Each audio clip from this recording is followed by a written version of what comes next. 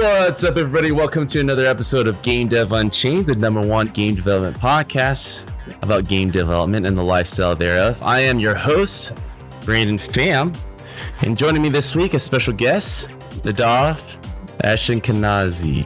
How you doing? I'm good. I'm good. How was that? Thanks for having me. Was that close? Yeah, it was great. It's totally possible. Yeah, it's kind of impossible. I got it. You doubted me. So this is the part of the podcast, actually, Nadav. Thank you for joining us, where you introduce yourself to the listeners and viewers out there, who you are, where you're from, and where you're heading. Yeah, my name is Nadav. I live in Israel, in Tel Aviv, and I founded and heading Supersonic, which is a relatively new gaming company. Became quite big today in the industry, doing everything in different subgenres around hyper casual, ad-based games, idle games. We've released 9 games this year already. Most of them top the charts, and this is it. I've been in Iron Source before for a couple of years, leading their business around gaming and technology for game tech, and this is it for now. That is amazing. I just want to double check here on the audio on my side to make sure everything's good. You can hear me just fine, everything, right? All right. Yeah. So this is actually a very important topic, I believe. I mean, we're hearing across the industry that the game development industry have been benefiting with a mixed bag, right? I think a lot of games that are already out, that are on mobile, that are free, are benefiting a lot. Games that are obviously in development is there's a lot of delays happening, obviously, because even with remote working, some are very productive. I would have to say most who haven't done remote working before aren't really productive. There's a whole lifestyle that comes with that, creating barriers and for family not to bother you, defining work home. These are things that you learn over the years when you do it a lot, especially for freelancing or things to do on the side. But when you go right into it, a lot of people honestly won't even finish the transition. But I would love to kind of hear your perspective of that, if you're experiencing that, or a lot of your friends, colleagues within the company, like how you guys are kind of adapting to this new world.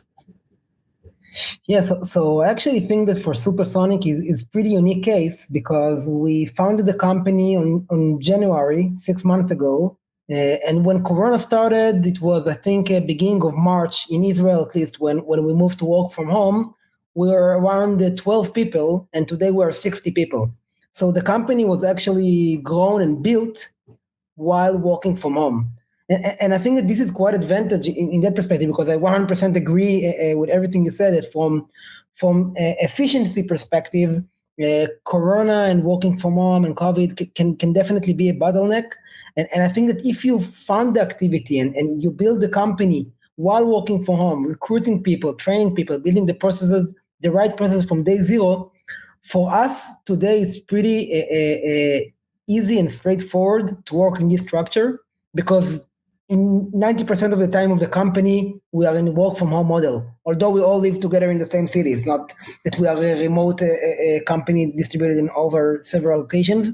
So in that perspective, I think that Supersonic was lucky, and I think it's one of our strengths today, comparing to even other gaming companies that used to a specific work methodology, and now they need to adjust themselves. So we are already adjusted and built in this infrastructure, including everything, including communication, how to work on different games and to combine different teams that are working on games. And this is quite convenient for us. But I agree that for many of our other companies that we see, there are challenges and there are adjustments needed to be done in order to maintain the level of efficiency while working from home. And I think that it's in 2 different layers. It's first of all, each one needs to do it in his personal environment, how he finds and building the right environment for him to be efficient. And of course, in the company level, how do you connect teams? How do you work together on projects when everyone is working from a different location? This is from the efficiency and work methodology perspective. from the impact overall, so again, although COVID is a very bad thing for all of us, I do think that the gaming world is one of the only industries that actually sees increase these days. The main thing that we see, although we are living throughout the corona, is that first of all, it reminds a little bit the behavior of users in summer vacations, or I would even say during late December and Christmas, where there is kind of a flat curve between midweek and weekend. So in regular days, we used to see a specific engagement in the middle of the week and much higher engagement in over the weekend. And since COVID spread it out and it's kind of 4 months of a weekend, we see it got pretty much flat. By the way, a couple of months ago or 1 or 2 months ago, it started to behave the same. And I think that now it's getting flatter again because of the second wave that many countries suffer from. So I think that the main thing that we see is that users have more time, like over the weekend. They have the playtime is longer. Users are more engaged with ads, with games. They want to play more games. They are looking for online entertainment, and I think that the entire online industry sees more traffic during the COVID. And I actually think that COVID will expedite the transformation of our world to be even more digital, from everything you can imagine, right? Even from gambling, we'll move to a more social casino and online gambling, from shopping and gaming, of course. And I think that the entire world will find itself much more digitalized after COVID will over. Yeah, I'm always I'm actually myself very curious of the long-term impact because I come from the AAA industry, and I think that industry, that side of the industry, is very closed off, I think, to remote working, more than mobile, more than, of course, indie, right? But just like everyone, they were forced to be working in this type of situation, and to see what the remnants of this looks like for them, I'm very curious about, because I have a feeling a lot of them, as soon as the office can open again, they're gonna make everyone go to the office, because that's how they maintain control, right? So with indie and mobile, we know the advantages. A lot of the stuff in our setups, I feel, are at least more embracing of this the way to work. It's a lot more efficient, and as a game industry as a whole, I think we're hurting a lot less, like you kind of mentioned, than everyone else. But like you're kind of like demonstrating, there's a lot of user habits that are kind of shifting. Everyone's more connected than ever. Spending way more time on the phone, especially as the primary device. So of course, naturally, they're looking at games such as like games that you guys produce at Supersonic, and other ways to kind of distract from, I feel, too much time now. Everyone has too much time now than before, and they can't go out. And if you can speak to that more, I think the data we're kind of demonstrating that the Wednesday through Friday usage, there was a slump. Can you kind of expand on that a bit for people who are not used to mobile user data, and what you analyze from that? Yeah.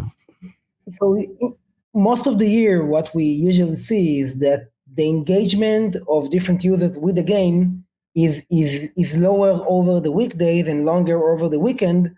We see it both in terms of amount of session played a day and the session length, each one of them, which results in the playtime, the daily playtime of a user. And you can clearly see the curve, and the curve is over playtime, over amount of sessions, over revenue, that is lower in the midweek, and then in Friday it starts to climb. Saturday and Sunday it's peaked, and then Monday it goes back down to the midweek numbers in all aspects: engagement, session, playtime, revenue, everything. And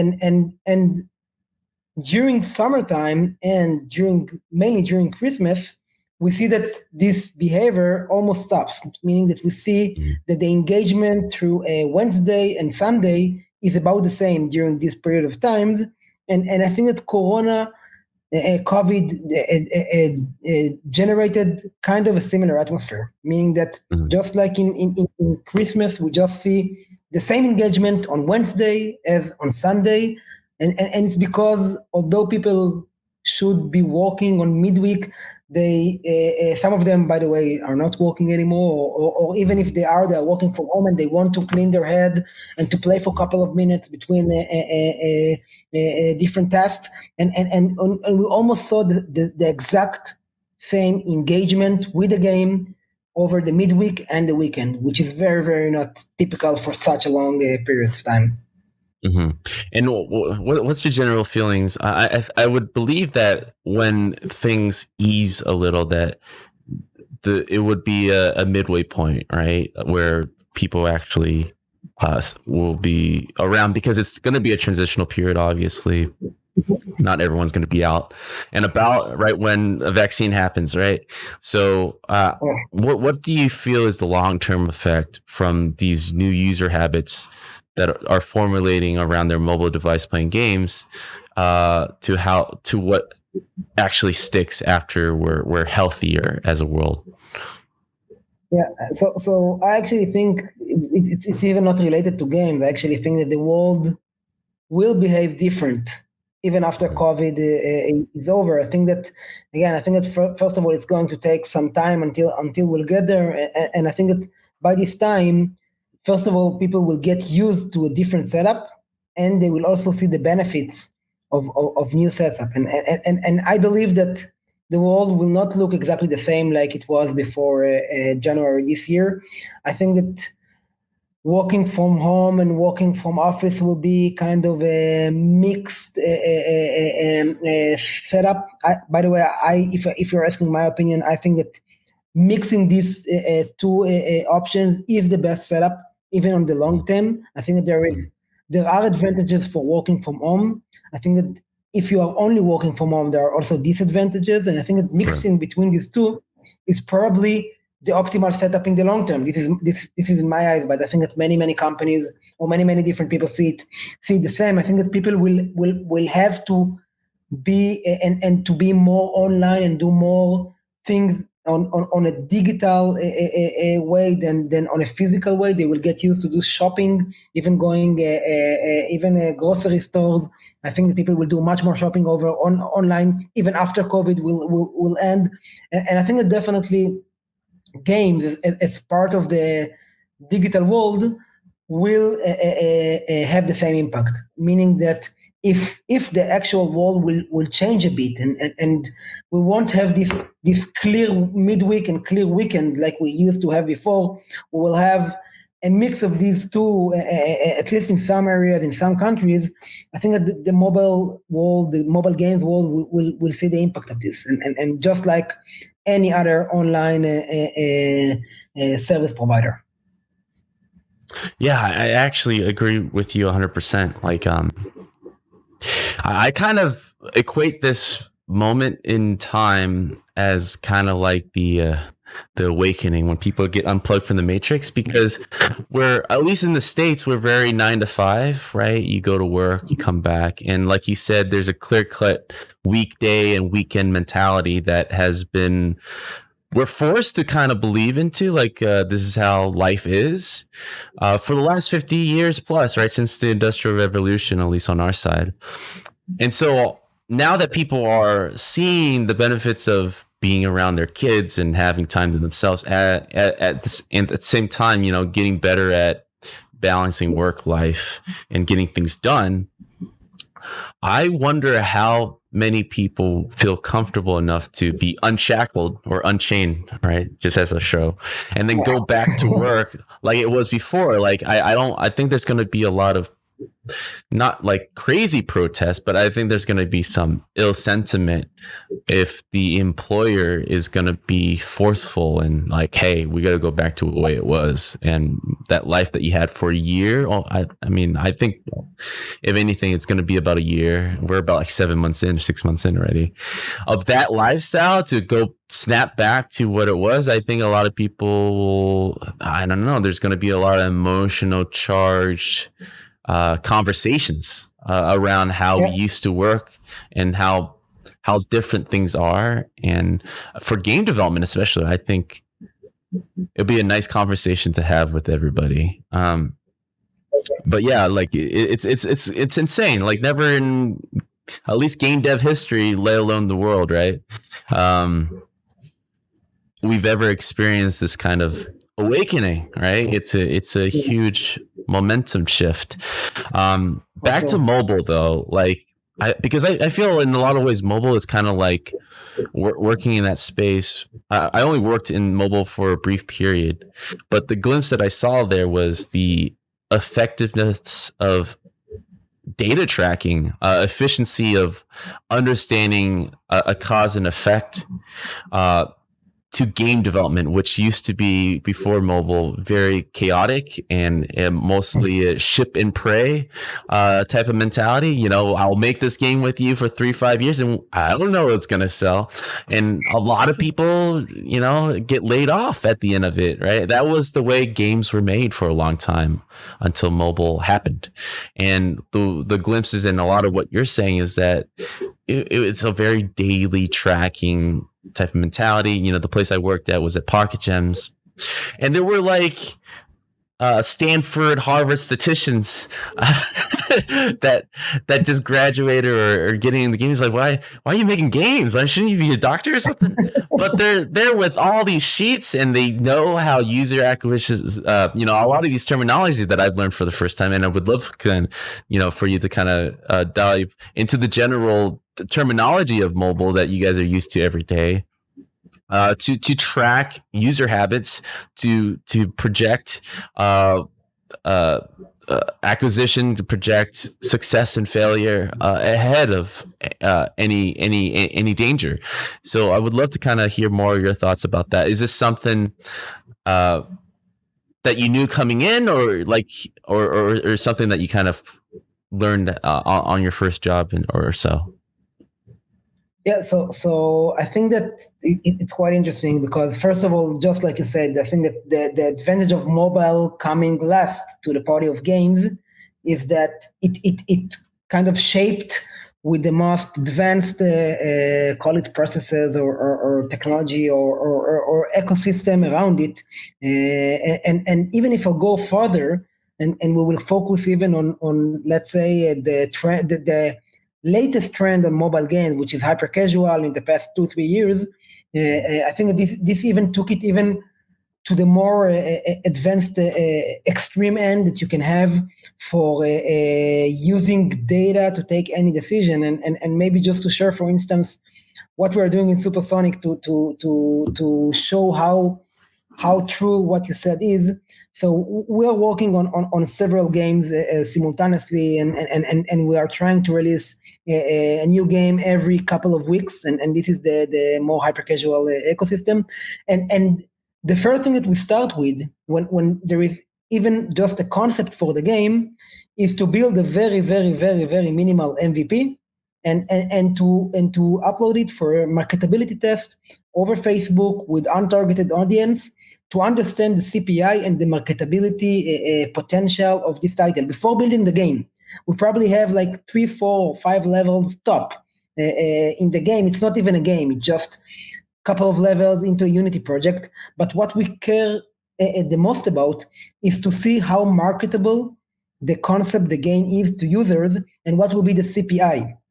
And 96-97% of the concepts are being killed after this very initial test. This is why we also recommend not to build an advanced product in this stage under the assumption that 97% of the games won't survive this initial test. And the goal here is exactly what you said. We don't want to work on a title for weeks, months, or years, and then to find out that users don't like it, either from the marketing perspective or from the product perspective. And we always look at these two different hats because in our eyes and in hyper casual specifically, in order to generate a big, profitable, scaled hit, it needs to be marketable and it needs to be a good product. It's two different areas. Many times we see great games with super high retention and playtime and ARPU and many good KPI that we measure. But if the marketing side is not working well, if the potential audience is very limited, or the CPI is very high, it probably won't be able to be scaled to the size that we are looking for. And therefore we always start with a marketability test on a very early stage. And if it's not there, we just kill it. We just kill it after it was a concept and with few levels, and we move into the next concept. And we are testing several concepts a month under this methodology, only measuring CPI, CTR, understanding the user behavior to the ad itself, not even to the game. We don't really care how the user will behave within the game, what will be the retention. We don't care because there is no real game. It's just a couple of levels that are being looped, because the whole idea is to generate something that can have an ad to understand the marketability potential first. Only if it survives and shows potential from the marketability perspective, then we say, okay, now let's build a game. Now let's build much more content, several levels, progression, meta. Now start working on the day 1, day 2, day 7, day 14, day 30 retention and playtime. After we do this, now let's work on monetization, on and adding the meta and progression, and to make sure that we are able to monetize. And only then we are moving into soft launching the game, which is another beginning for a very data focused process. Just like you said, marketing today and user acquisition, there is no today in the mobile industry, or at least in the leading players in the mobile industry, there is no brand awareness marketing almost at all. Only few, right? You can see Moon Active doing some influencers and others, but the very majority of the mobile game industry is not doing any brand awareness marketing. Everything is performance. Everything is being measured. Every user that you are paying for, you are tracking its behavior afterwards within your app. You understand how much revenue you are making per user or per group of users, and then you adjust the price or the CPI, or how much you are willing to bid or to pay for this type of users to the margin goal that your game is aiming to get. So I can't agree more that today, at least, whoever is doing it right, taking all of their decisions based on the data, and the mobile ecosystem allows you to do it. And this is what's great about this ecosystem, because it was built on the right way, with tracking companies, with MMPs, with everything needed, with analytics, with the ability to understand and to analyze the ROAS, return on ad spend, ROI, behavior, LTV, ARPU, versus cost and CPI of each user in your game. And we are going in the most granular level. After we are publishing a game or launching a game, we are doing our user acquisition in the most granular level possible, meaning that we are monitoring the ARPU and the LTV of the most granular level of users, from app source to device to country to city to whatever possible, in order to try to predict what will be the LTV of similar users that we will acquire tomorrow. And the whole mission here is to understand what should be the CPI that we are bidding accordingly, to pay as much as possible to get the right scale, but on the other hand, to be profitable with a very stable and good prediction for the income that will come from this type of users. And if finally you are hitting the margin goal that you aim for, it means that you did very good job on analyzing the historical data, predicting the future, and bidding accordingly. If you are not hitting your margin goal for good or for bad, either your margin is too high and you missed potential scale, or the margin is too low because you predicted you're too optimistic about your prediction, then it means that you are not doing good enough job on analyzing all this data and taking the right decisions accordingly. Yeah, everything you say, I agree. Just to kind of highlight some of the terminology, though, because my terminology, working at the mobile space for a little while, is still very new. So you mentioned MVP, which is minimal viable product, correct? And then LPV, which is lifetime product. Lifetime value. Lifetime value. So LTV that's like, Right. So that's like a user over the time of playing a game, how much money they're actually spending to support the game. A lot like the freemium, like Fortnite, right? How much money they actually spend. So this is actually, well, there's so much about this topic that I feel that is the knowledge behind it is so underserved. I feel like the game industry, although very exciting, have like these bubbles that don't really talk to each other or learn from each other, right? We have these conventions and everything like GDC. It's a mixed bag, but there's no one really curating the content. It's like, hey guys, this space over here, like the indie market, you guys are struggling and understanding how viable your product is, right? Before even developing it, and you're kind of crap shooting it like as if you're a AAA game that can afford that, right? A AAA is the same thing with a lot of these senior developers who's been in the industry for a long time, have no idea what you're talking about. It's like, what? You can project data to see if the thing I'm working on in the last 5 years actually matter. So I feel like even so, the indie market, the AAA market, even AA market, right?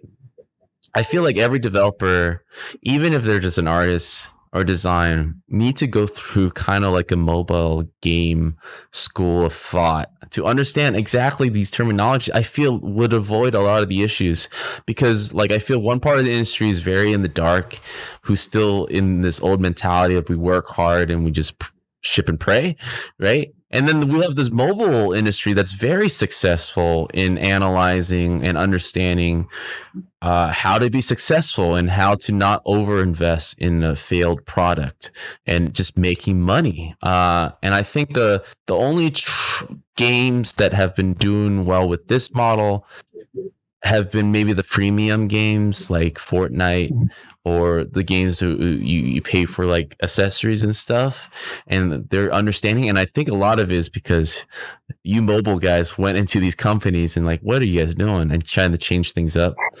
But there's no like center of like, hey guys, we're a great industry, it's a fun industry, we want to keep the talent in here so they're not forced to leave and look for other jobs. So let's kind of recondition how we do business. And I don't know, I guess other industries, I don't know. I don't feel like other industries are as scattered as we are. Like we have kind of like a solution, which is the mobile space. I think the structure that you have set up for your company, but like a lot of your peers who are in this space, understanding exactly the time and effort that needs to be put in for a successful product, and analyzing everything that you're doing with a cause and effect mentality. A large part of the game industry isn't doing that. As like I'm just so appalled and afraid that there's like these two different directions, that we're just like distant cousins that never talk to each other, and it's very odd to me. I don't know if you kind of notice that pattern, if you have any perspective or opinion on AAA, because like yourself, me and you are avid gamers, and we hear these kind of, especially in this time, a lot of studio closures are happening because they can't ship or not making any money on a daily or even monthly basis. Like what was your overall perspective of this other world? To me, it looks archaic. To you, probably like, why are you guys still working like that?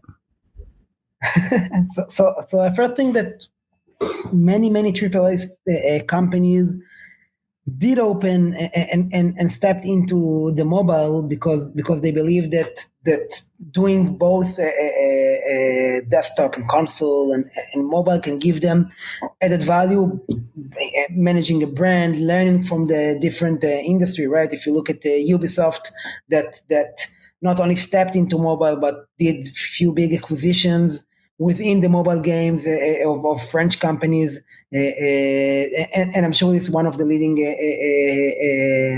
incentives for them. If you look at EA, that released many of their games on mobile, or if you look at Disney, that stepped into mobile a couple of years ago.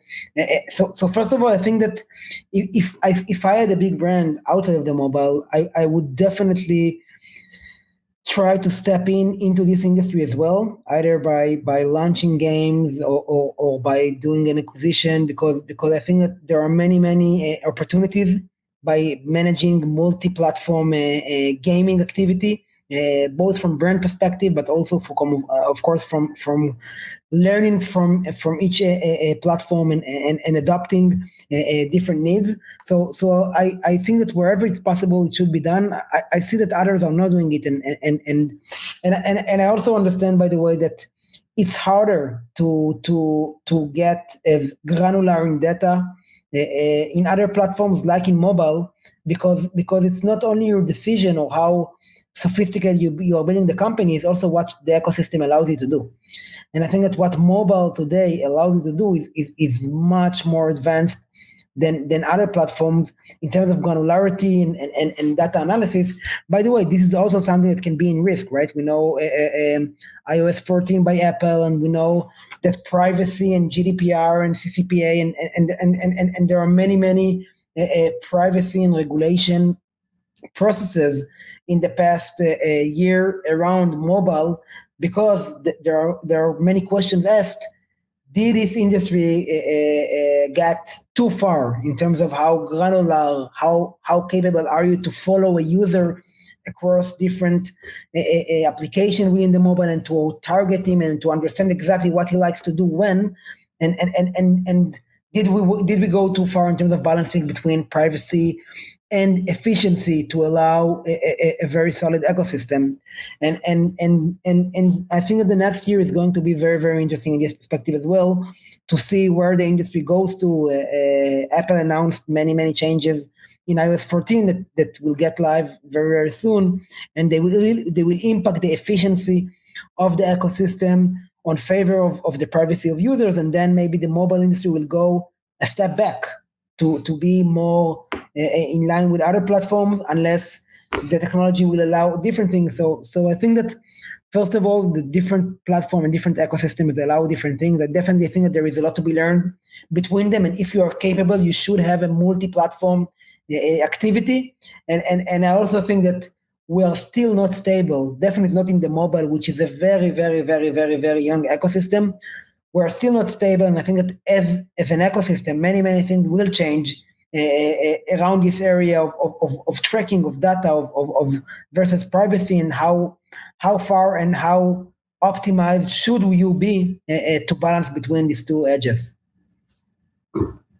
Yeah, that's an interesting point. Like, being so data driven, and it's a very, I would say, I wouldn't even say spoiled, but it kind of, that's the word that's coming, like very spoiled perspective. Is like, you guys gone so far at user acquisition or understanding user acquisition, and the questioning of if you're just cutting the plant too soon before letting it grow is a very it seems a very natural way of going about it, because now that you're trusting their data so much that you're not leaving room for potential possibilities to that isn't on that sheet, right? Is that something that have been kind of popping up? Like, are there instances or examples that you've heard, you've seen, or done, where anomalies such as that, where you guys weren't able to track why exactly a certain week is very profitable, a certain week isn't, or were you guys able at least to connect, like, trending news or what the news and updates that people are reacting, kind of like looking at the stock market or something, right? Is there something like that you guys can that you can share with everyone listening about, like, these anomalies that isn't trackable within the mobile industry? Yeah, I think that first of all, because it's still a young industry, a relatively young industry, definitely in this scale, I would say 2-3 years top in the scale that mobile games have today. I think that it happens a lot, and many times things that are being understandable a year after, we don't understand them in real time, because you don't have many previous years to compare to, and you kind of understand as you go. You see a trend and you don't understand why, and then a year after you see the exact same trend on the exact period of time, and then you understand, okay, probably because of the holidays there, or because of the behavior there, or because of the economy system, or because of many, many things. This is why we see the same trend year over year, but it can take you a couple of years because there is no more than a couple of years of data for this industry in this scale.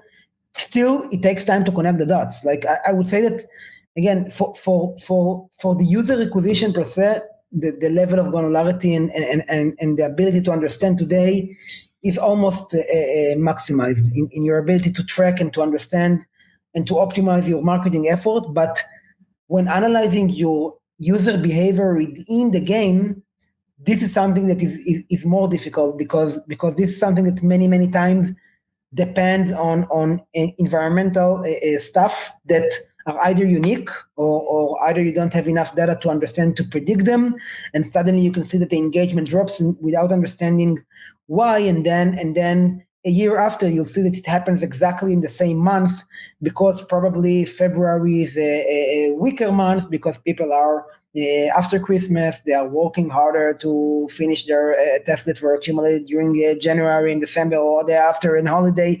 And only then you understand, okay, it happens every year in the same time. It's environmental impact that changes the user's behavior within the app. And I think that this is where we are still learning and we don't have all the answers yet. And this is probably the hardest thing to predict because unlike user acquisition where it's all data-based, to understand user behavior, it's harder because it's not only connecting different data points. It's to connect many different things that related to your game or to this specific year or this specific week or this specific weekend that can impact the user's behavior within the app. And I think that we are getting better and better every month and every year. Every month and every year passes, we better understand, we have more data, we better understand users' behavior and why. We found correlations to different things that impact it, and we are a bit better in predicting it. But still, LTV-wise, not marketing-wise, LTV-wise, and users' behavior-wise, we are still learning and we are still missing things.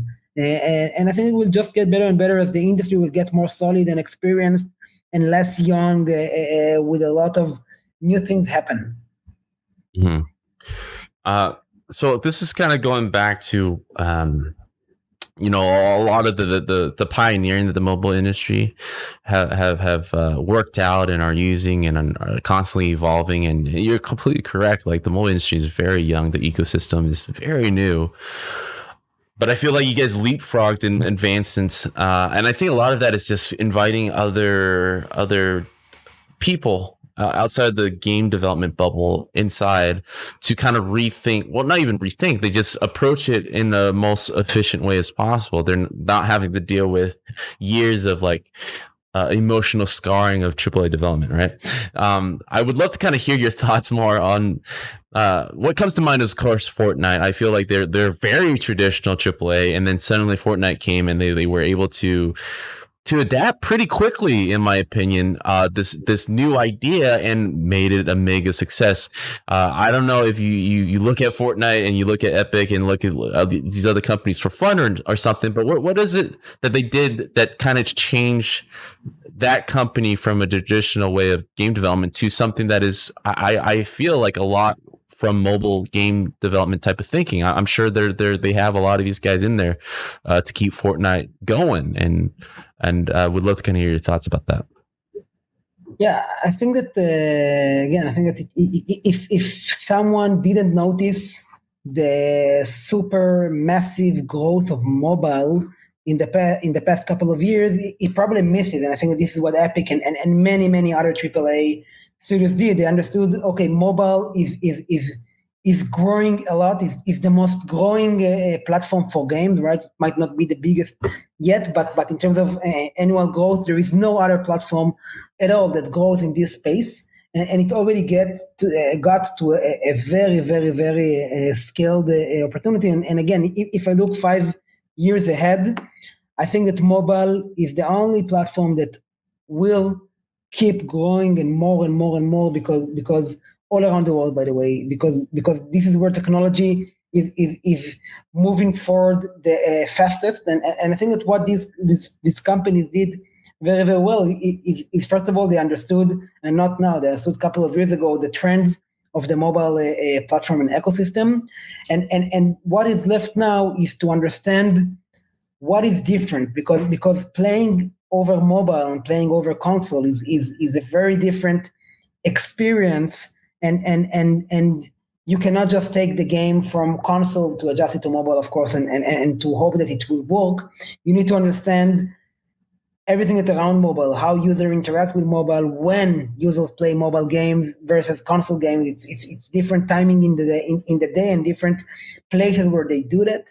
And I think that if you are investing enough, either by first of all giving resources into analyzing and investigating what happens around mobile games, where do users consume mobile games, and then if you are on the other hand doing either a acqui-hire or taking the right people that are experienced around mobile to build a product from UX, from control, from experience perspective, to be as good as possible over mobile, then there is no reason in the world why a successful game over console will not succeed also over mobile if you are doing it in the right way. First of all, analyzing what needs to be different and then execute it with experienced teams that know how to build it on the right way. And I think that there are still many great games over non-mobile platform that still didn't do this move.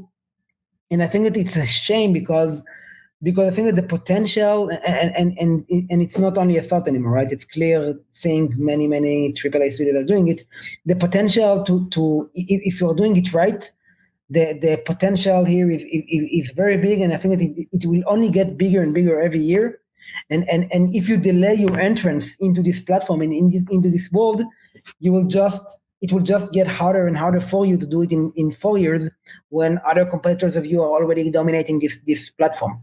So I think that Epic, as an example, did it in a great way, both on the step of analyzing and then executing, and this is the two things that are important.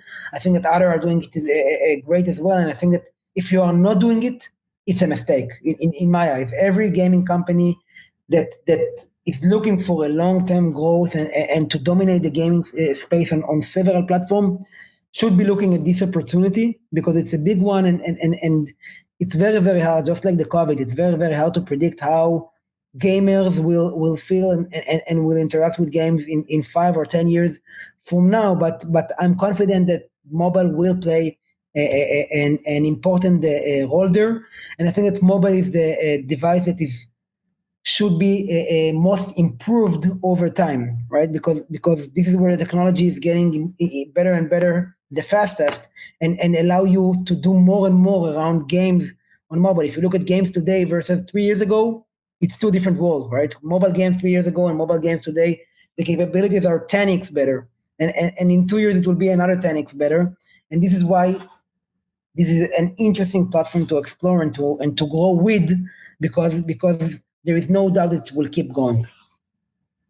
Yeah, I think you're bringing up a very important point. Oops, my video just went, so I'm going to switch to you real quick. But you're bringing up a very important point, because what we're seeing is that a lot of these game development studios are trying to adapt, and some have succeeded, like Epic, and are swinging pretty well, right? But what I'm also seeing is that I completely agree with you. Like, in terms of what the next 5-10 years in mobile space is going to be, the growth rate is just going to be enormous compared to the industry, other parts of the industry. The other parts of the industry, in my opinion, are kind of going the other way. Like these AAA development teams, I still have a lot of friends that are working on the next gen PlayStation 5, which we're all really happy and excited. We want that, just like movies, right? You want the big blockbuster movies, and you want the indie movies. You want all types of flavor.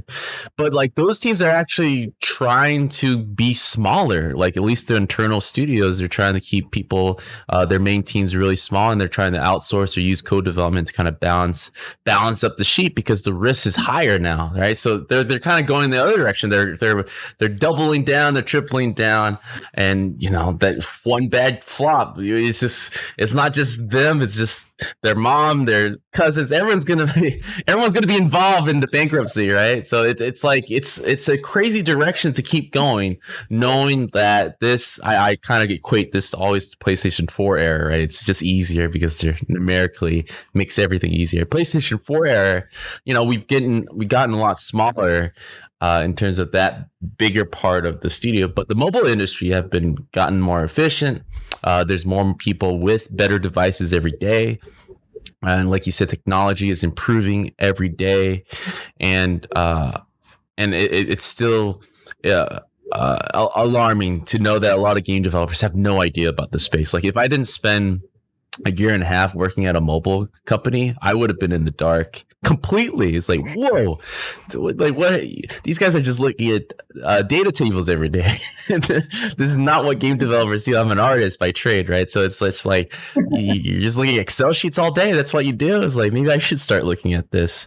So with that too, I would love to hear your commentary because of obviously along with mobile development, there's a lot of especially now in this COVID world, a lot of people going into or at least entertaining the idea of indie development, right? The teams have gotten smaller. There's a lot of tools especially available that weren't available before to make it possible to even combat against really high quality games, right? Both for mobile and console. You can make these games with a very small team that used to take 3+ people to make. So someone who's kind of new in that space, with your knowledge behind mobile and understanding, MVP and lifetime value, what advice would you give to these guys who are starting out? It's like testing your product and understanding, the risk, how to mitigate risk in creating a successful product for all parts of the industry. Mm-hmm. So I think it's very interesting because I 100% agree with what you say, and I think that this is what I like the most for the mobile gaming industry is that it's probably the only infrastructure or ecosystem that allows almost anyone, a one-man show that is working from his basement in I don't know, in Berlin, to express their creativity alone and to build a mobile game and to release it to the market and to have it being played by millions or to have millions of people entertained by your own product. There is no other industry that allows it, right? There is no other platform that allow a one man to build a movie that will suddenly presented in Netflix and in Hollywood and everybody will watch his movie, or to build I don't know, any other entertainment product. And games allow it, right? And this is also one of the things that are getting more and more advanced over time, from Unity to Unreal and Buildbox and the engines that allow to build games are getting more and more sophisticated. Today, it even allow to build games without coding, which is crazy, right? If you are using new engines today, you can actually build a full mobile game with almost no coding at all, only by using a platform that allow it. And I think that this what shaped a new industry and a new ecosystem and sharing, for instance, what Supersonic is doing. So we are working on two different fronts. We are developing games in-house with our own in-house teams that are experienced and developing games for years, and it consisted of game designers and artists and of course Unity developers and everything. But we're also doing publishing, which is exactly this, and publishing activity, which is very common today, is exactly the infrastructure to allow to indie developers to get their game published. So, for instance, the process that Supersonic is doing is we have built a self-serve platform that anyone in the world, even if you are one person, 21 years old, with just a crazy idea for a game, you can just log into our platform and to run a first marketability test that we are paying for, that we are financing for you. And if your idea, if your very MVP shows promising or interesting results, then we will start communicate with you, and we will work on a publishing deal where we put our resources, our experience on user acquisition, on monetization, or building games, on building the right economy and the right progression and the right meta with your idea, and together we can build a game we can publish together. And this is exactly the goal here, because once we understood that anyone can build a great game out there, and the only problem they are going to have is that they don't know how to make this great game into a great business. They might have a great idea, they might have a very good gameplay, but they don't know how to build it into a full game and how to market it and how to acquire users and to be profitable and monetize them. This is why the ecosystem evolved into a very sophisticated publishing developer relationship, where big publishers that are very experienced in this world are working with a very, very small developers. And if you take as an example, as I told you in the beginning, we have released 9 games this year. Almost all of them are being played by millions of users around the world. Most of them got to be number 1 in the US in the top charts and the most installed game in the US. And 2 out of these 9 games are games that were developed by one-man show. This is it. One man is doing the art, the game design, the coding. He's doing everything A to Z.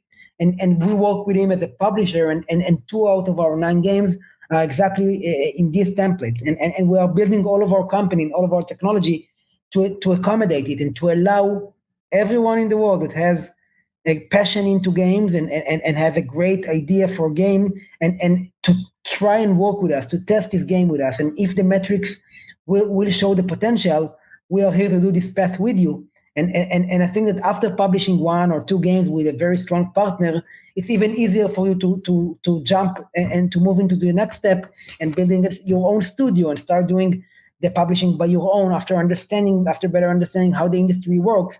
And I think that this really allows a great opportunity. Definitely, again, if we're looking back to COVID and people working from home, I think this is a great opportunity and the opportunity to allow people to build games that will be played by millions from their own home without risking a lot of money or anything similar is something unique that we are very proud of. Yeah, and that's a tremendous resource that you're providing on behalf of Supersonic to a lot of these people. Because I feel education for this is very sparse. A lot of people are diving into this too fast, right? Not knowing the risks. Just a lot of it, it's just gambling. I feel like even if you are the most talented game developer, not understanding the business side and marketing is a tremendous gamble, and it scares me. It horrifies me when people are like taking equity out of their home, doing something they've never done before, and just praying for it. It's a smaller form of ship and pray on a AAA development size, but to a lone person, right? So it's crazy that a lot of that side of the industry thinks that way. It's very old, it's and outdated, and the dangers are even more immense, I think, now than before, because games before used to take a very small amount of teams because the quality I don't know, like it just, I mean, right now there's a whole mix of retro, there's a whole mix of what quality is, but I feel a lot of these people who feel like, yeah, I can make a AAA game by myself, but you shouldn't do that because of the time spent into it, right? Like you should test the game design idea. So I think more services like that, the podcast obviously is a way to kind of educate people, to kind of figure things out. And we're about done here, but I would love to kind of hear one last thing before I kind of hand the mic over to you. What type of resources, books, videos that you recommend for more people to kind of dive into this, talks that help you kind of formulate these ideas where, you feel tested? Is there anywhere that you can point people to kind of help learn more about these terminology that you guys are so used to adapt to their product? Yeah. So first of all, I think that again, the industry is very rich in content, and there are several sources where people can learn about it. Supersonic and Iron Source and Level Up and even Facebook and Google and everyone is all about sharing and taking this industry forward.